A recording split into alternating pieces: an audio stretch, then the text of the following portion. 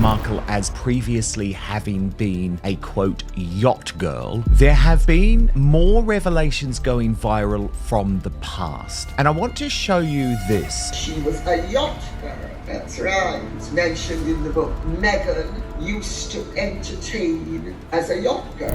They used to whisper her name with reverence. Duchess of Compassion. The woman who cried on cue, spoke softly about pain, and sold the world a fairy tale wrapped in empathy. But Lady Colin Campbell didn't whisper, she didn't soften it. She dropped a name that sliced straight through the image like a blade through silk. Duchess of Deception. And the moment those words landed, the room changed. I'm not saying it's true. I'm not saying it happened, but I am saying Harry knows. Because once someone brave enough says it out loud, you can't unhear it. Strip away the filters. Scrub off the glitter. Pull back the royal curtain. What's left isn't glass slippers or pumpkin carriages. It's yachts rocking under sunset skies, billionaire guest lists, private jets, and photographs that didn't just disappear by accident. These weren't fairy tale crumbs. They were erased footprints. And the more people tried not to look, the louder the silence became. For years, Meghan sold empowerment like a luxury brand. Strong woman. In fact, I've seen the tapes. I've got them somewhere. God knows where now. I've got them on some So you've seen Nudie Rudy Meghan too? I've seen more than one. Kind soul. Elegant survivor. Every smile polished. Every interview measured. But somehow, those red carpets always seem to trace backward, not to auditions or acting workshops, but to decks of yachts, exclusive summer escapes, and elite playgrounds where money whispers louder than talent ever could. The smiles stayed the same, the circles got richer.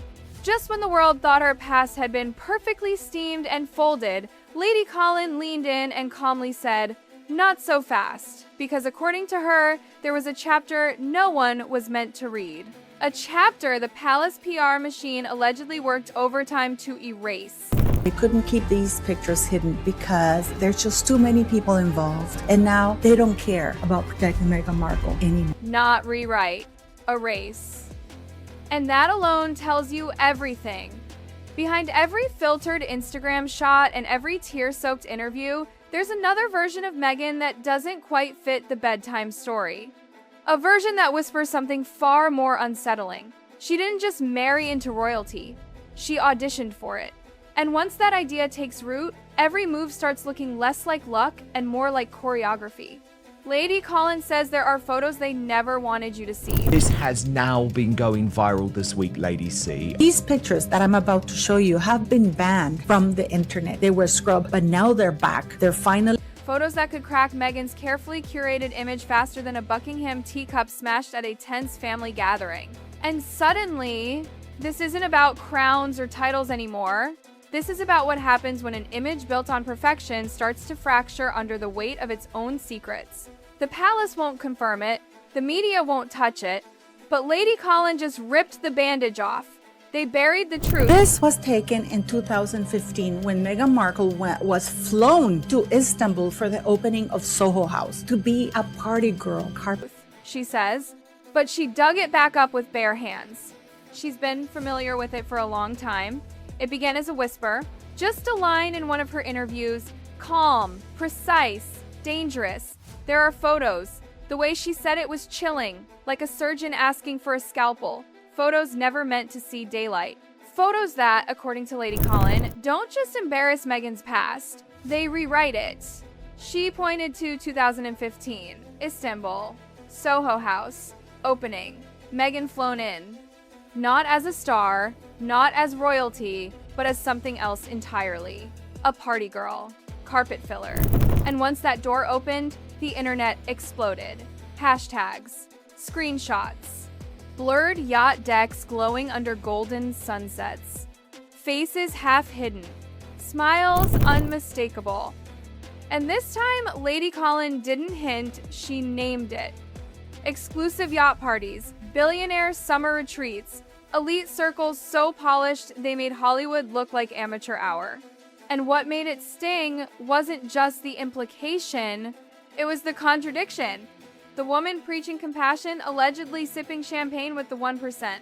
Equality speeches delivered by someone accused of dining with the untouchables. Then came another name, Kevin Blatt, a celebrity tape broker. And suddenly, the whispers got darker. He described a 2018 call from a woman claiming to possess a 4-year-old tape of Meghan right before she was about to marry a prince. Her name is Meghan. She's about to marry a prince in England.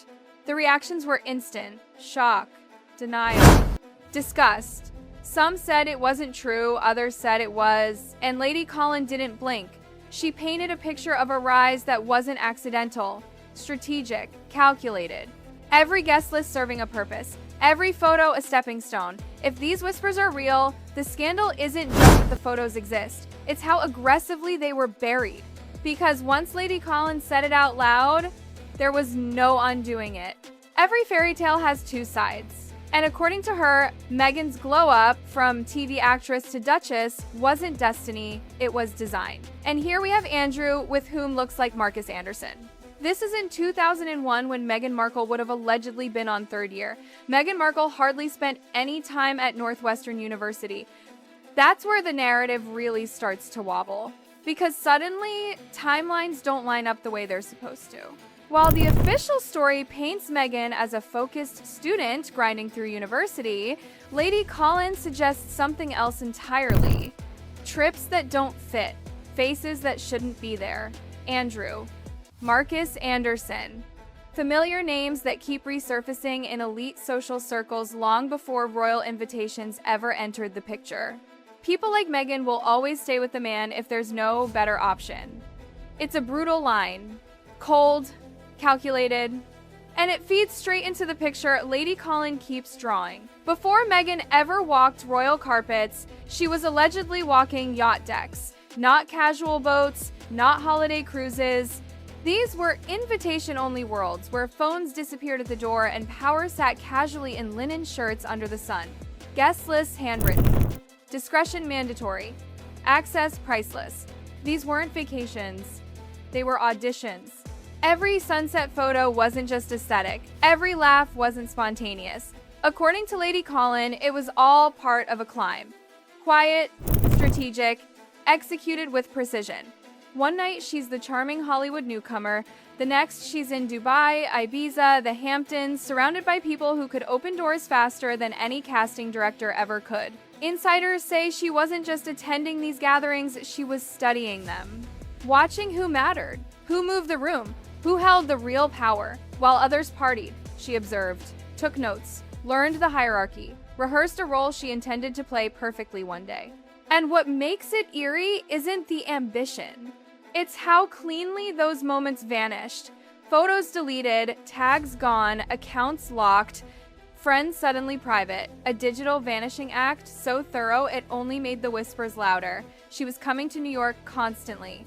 According to Lady Colin, she was there for an entire month in September 2013, overlapping with Andrew. Again, timelines collide, and Lady Colin's words land heavy. She didn't stumble into royalty, she mapped it. But when you live two lives, humanitarian and high roller, eventually those worlds collide. And when they do, things unravel fast.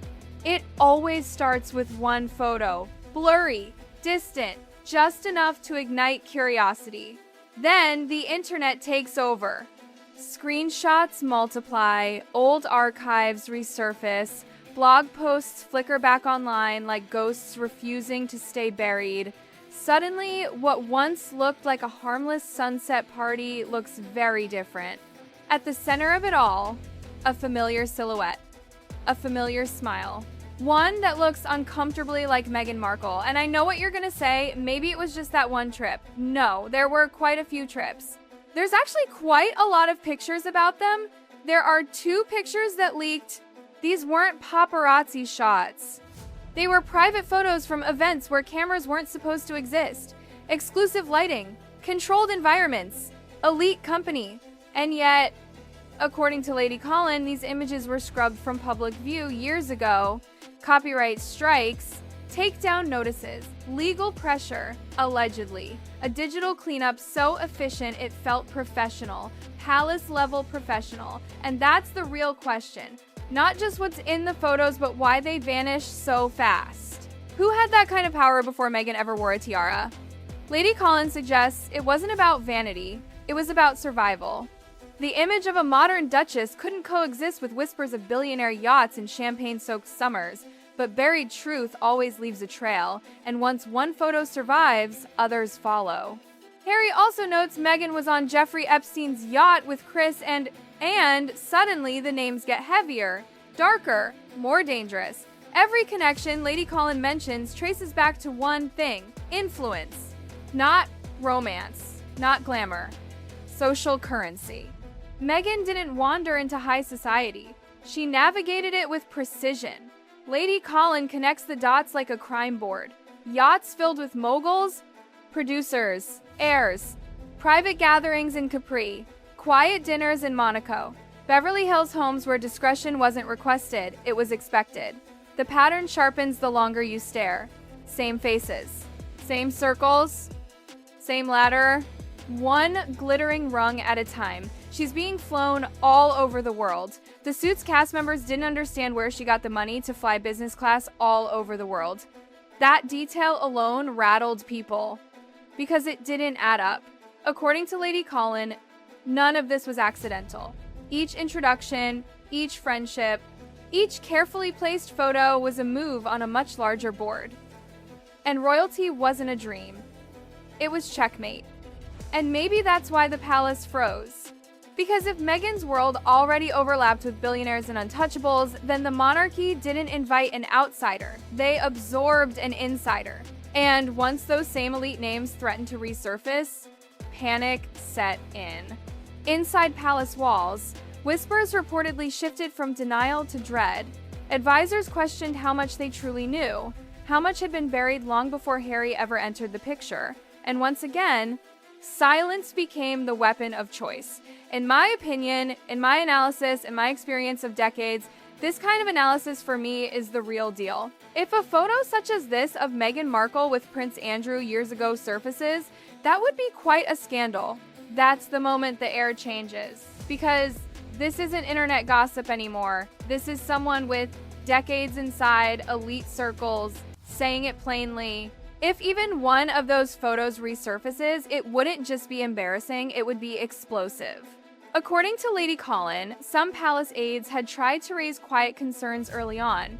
Odd travel patterns, introductions that didn't make sense, gaps in timelines that felt carefully edited. But once the engagement went public, the door slammed shut. Questioning her wasn't allowed anymore. Meghan wasn't just an actress. She was a royal brand. And the monarchy fears nothing more than optics spiraling out of control. Any association with elite yachts, billionaires, or shadowy circles could have triggered a tabloid inferno. So they did what institutions do best. They stayed silent. Lady Colin says that silence wasn't confidence, it was fear. Because if even part of her account was true, then the palace hadn't simply welcomed a new duchess. They had walked straight into a PR nightmare dressed in couture gloves. And when they realized Lady Colin wasn't bluffing, damage control quietly began. Because once control cracks, even crowns can't stop the storm. Then came the twist no one expected. Lady Colin hinted that someone from those elite summers had finally spoken. Not a journalist, not a rival, someone who had actually been there. Someone who described Meghan not as reckless, but focused, calculated, always watching, always listening. Less a social butterfly, more a strategist with perfect posture. The words hit hard when Lady Colin repeated them. The yacht girl era. 3 words, razor sharp. And suddenly, the internet split in half. Supporters screamed cruelty. Critics called it confirmation. Everyone else couldn't look away. It wasn't just the phrase, it was how precisely it landed. She'd been a deal or no deal girl. She was calling herself a model and she was starring in a show Suits. She used to charge almost $30,000 per trip, which is why she was making good money. It wasn't on Suits, it was on her yachting trips. Lady Colin didn't frame it as an insult. She framed it as diagnosis. We weren't sold a fairy tale, she implied. We were shown an audition tape, perfectly rehearsed, perfectly timed. And that's why it stuck. Because once the illusion cracks, you start seeing everything differently. The smiles, the tears, the timing, the narrative flips, from misunderstood Duchess to masterclass in reinvention. For now, Lady Colin has opened the door. What happens next depends on which truths survive the silence.